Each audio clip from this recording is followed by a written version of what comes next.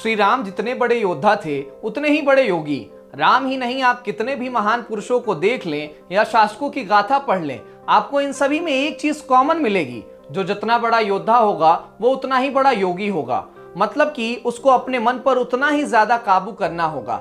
हमने आपको अपने एक वीडियो में खंडा साहिब के बारे में बताया था और उसमें दो तलवारों का जिक्र किया था जिनके नाम थे मीरी और पीरी। आज हम उन्हीं दो तलवारों के बारे में बात करेंगे और सबसे पहले ये जानने की कोशिश करेंगे कि इस मीरी और पीरी शब्द का आखिर मतलब क्या है। आखिर सिखों के किस गुरु से मीरी और पीरी के प्रतीक को लिया गया और सिख गुरु इन तलवारों से सिखों को कौन सा गहरा मंत्र देना चाहते थे। नमस्कार, नेटड्रिक पंजाब देख रहे हैं आप और मैं हूं आपके साथ अमृत प्रकाश। मीरी और पीरी एक अवधारणा है, एक विचार है या फिर कह ले एक कॉन्सेप्ट है जो 17वीं शताब्दी में सिख धर्म में प्रचलित है।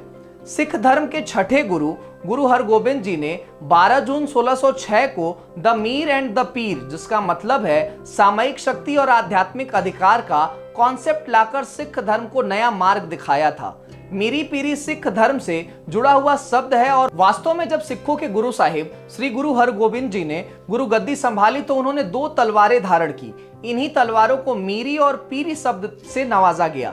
मीरी शब्द मीर से बना है जिसका अर्थ होता है नेता या शासक, अर्थात मीरी नामक तलवार भौतिक संसार पर विजय पाने का प्रतीक थी, उस दुनिया को जीतने का प्रतीक थी। वहीं पीरी शब्द पीर से बना है जिसका अर्थ होता है गुरु, अर्थात पीरी नामक तलवार आध्यात्मिक ज्ञान पर विजय पाने का प्रतीक थी, अपने मन पर काबू पाने का प्रतीक थी। इस प्रकार भौतिक संसार व अध्यात्म पर विजय पाने के लिए गुरु साहिब ने मीरी पीरी नामक दो तलवारों को धारण किया था। इन दोनों तलवारों में गुरु साहिब ने पीरी को श्रेष्ठ माना था। गुरु हरगोबिंद जी ने पीरी को इसलिए सर्वश्रेष्ठ माना था क्योंकि कोई कितना भी बड़ा योद्धा हो, शासक हो, वो अपने मन पर काबू पाए बिना जन कल्याण के लिए काम नहीं कर सकता, न्यायपूर्ण तरीके से राज्य नहीं चला सकता।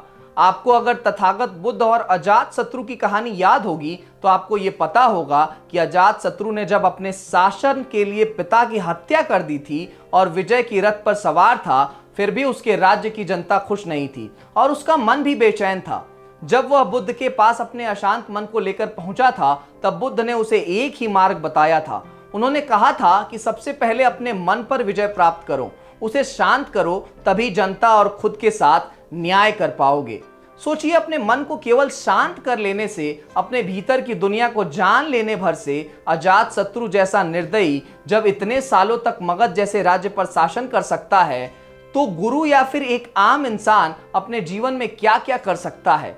इसी कारण सिखों के छठे गुरु ने मीरी और पीरी नामक तलवार धारण की और खालसा पंथ या फिर कह लें सिख समुदाय को योगी और योद्धा होने का मंत्र दिया। इन्हीं तलवार को बाद में खंडा साहिब प्रतीक पर सुरक्षा के चिन्ह के रूप में इस्तेमाल किया गया, जो यह दर्शाता है कि आप सभी इस सिख समुदाय के अंदर सुरक्षित हैं। आपको हमारे इस वीडियो से ये तो समझ आ गया होगा कि आज के सिख अपने जीवन में इतनी तेजी से कैसे आगे बढ़ जाते हैं, जबकि और लोग ये डिसाइड ही नहीं कर पाते कि उनको करना क्या है, किस रास्ते पर आगे बढ़ना है। आप कमेंट करके हमें ये जरूर बताइए कि आपके लाइफ में मीरी और पीरी का कितना बड़ा योगदान है। आप अपने बाहर की दुनिया में कितने भी ज्यादा सक्सेसफुल हैं, ये आपके भीतर की दुनिया ही तय करती है।